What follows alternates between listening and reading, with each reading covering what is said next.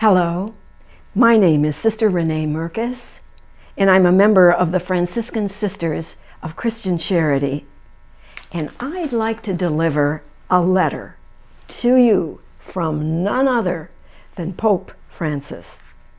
The official name of the letter is Christus Vivit, two Latin words that mean Christ lives. In part one of this video, I'm focusing on the last pages of this letter,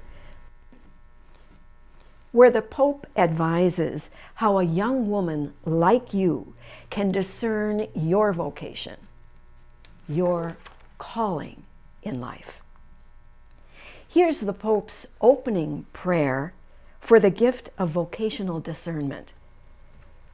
If you like, pray along as I read it aloud, remembering the Pope is talking directly to you. Jesus is walking in our midst as he did in Galilee. He walks through our streets and he quietly stops and looks into our eyes. His call is attractive and intriguing. Yet today, the stress and quick pace of a world constantly bombarding us with stimuli can leave no room for that interior silence in which we perceive Jesus' gaze and we hear his call. In the meantime, many attractively packaged offers will come your way. They may seem appealing and exciting, although in time they will only leave you feeling empty, weary, and alone. Don't let this happen to you, because the maelstrom of this world can drive you to take a route without real meaning, without direction, without clear goals, and thus thwart many of your efforts. It is better, the Pope prays, to seek out that calm and quiet that enable you to reflect, pray, look more clearly at the world around you, and then with Jesus, come to recognize the vocation that is yours in this world. Let's just pause a few seconds to internalize those words of the Pope's prayer, directed, remember, at you.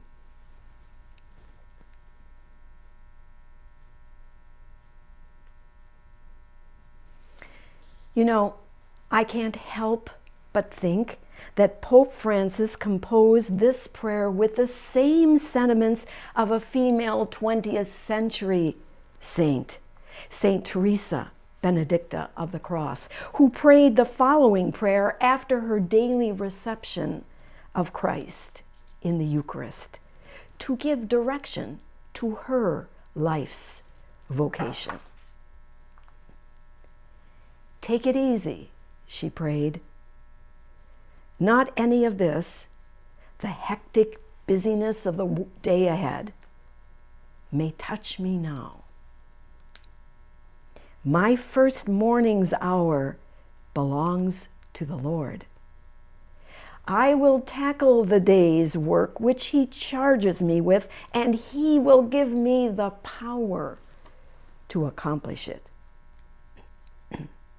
And then Edith Stein, quoting a prayer of one of her heroines, St. Teresa of Avila, completed her prayer asking, Lord, what do you want of me? Pope Francis goes on to extend concrete suggestions for your process of discerning your vocation, just like Edith Stein did.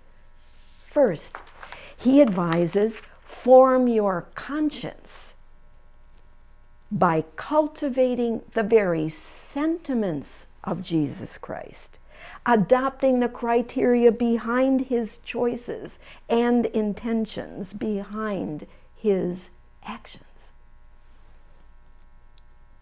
So we have to ask, what is the principal criterion, the primary intention behind all of Jesus's choices as the incarnate God? Well, the Pope gives us a clue by referencing Paul's letter to the Philippians, chapter 2, verse 5, that describes the act of complete self-emptying, the kenosis of Christ. Jesus, though he was in the form of God, did not regard equality with God something to be grasped. Rather, he emptied himself, taking the form of a slave, coming in human likeness, and found human in appearance. He humbled himself, becoming obedient to death, even death on a cross. This self-emptying is the way you can think and act like Christ. The way you can act and decide and choose always with a loving humility before God. A humility that's perpetually open to living God's plan for you and for your life. All the while emptying out any of your own plans, your own whims, your own desires that might fall short of God's plan for your life. Second, the Pope advises you to listen. Listen. The Pope explains that since discerning God's plan for you and how you are going to live out your life is a very personal decision that no one else can really make for you, it definitely requires the silence of prolonged prayer, so you can interpret the inspirations that other people may be giving you. But the silence the Pope is calling you to, my dear friend, is not navel-gazing. It's not a matter of you orchestrating your ego drama. No, the Pope says it's a matter of discerning the theodrama, as Bishop Barron likes to call it, how God is directing the drama for you and your life. So, you see, it's a matter of going beyond your narrow plans for your life and accepting a call that the Pope says, quote, could shatter your comfort zones. Going to repeat that. That's kind of scary. It could shatter your comfort zones. So, the silence and reflective prayer the Pope is recommending requires you to listen to the Lord, to others, and to reality. Pope Francis advises you to ask yourself a whole series of practical questions. The first of which is, do I know myself apart from my illusions and emotions? I think the Pope is relying on the wise maxim of Socrates, the great philosopher, who said, know thyself, know thyself. And the Holy Father candidly tells you, when you want to discern your vocation, don't start with wondering where you can earn the most money or achieve greater recognition, or climb the social status ladder. No, no. The Pope says, start with the fundamental question, do I know myself? A question closely related to another. Do I know what brings joy or sorrow to my heart?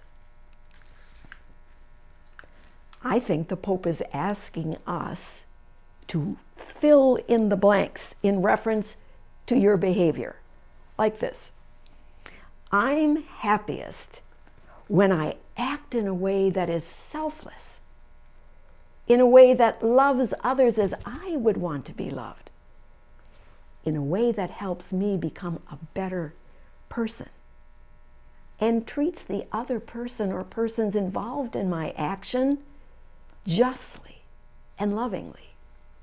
Or I'm disappointed with myself when I act in a way that's selfish, that's closed in on my own sinful whims and desires, when I act in ways that don't make me a better person and that don't treat my neighbor justly or lovingly. Another question the Pope advises you to ask yourself in order to better know yourself is this: what are my strengths and weaknesses? I think you'll be ahead of the 8 ball if after this type of self-examination and reflection you decide, say, that God is calling you to religious life, to consecrated life. And when you actually enter a religious community, you'll be aware of the virtues you have already acquired. And you will know the vices you still need to root out. And these initial questions give rise to 6 others the Pope suggests you ask yourself. First, how can I serve people better and prove most helpful to the world and to the church? Second, what is my real place in the world? Third, what can I offer to society? Fourth, do I have the abilities to offer this kind of service? And if I don't, fifth, could I develop these abilities? But my dear friend, the last query the Pope would like you to ask yourself is one he considers the most important question. For whom am I? For whom am I? He answers this critical query for you. He says, of course, you're for God. But he has decided that you should also be for others. And he has given you many qualities, the Pope says, inclinations, gifts, and charisms that are not for you, but to share with those around you. I suggest, my dear friend, you take this papal advice and pray over it in a manner much like this 21st century woman, servant of God, Chiara Lubick, does in her prayer. God, pure spirit, to whom I can offer my human nature like an empty chalice for you to fill. May you shine from my heart and my being, from my face and my words, from my actions and my silence, from my living and from my dying, for as long as I live in this world, and even after I have left.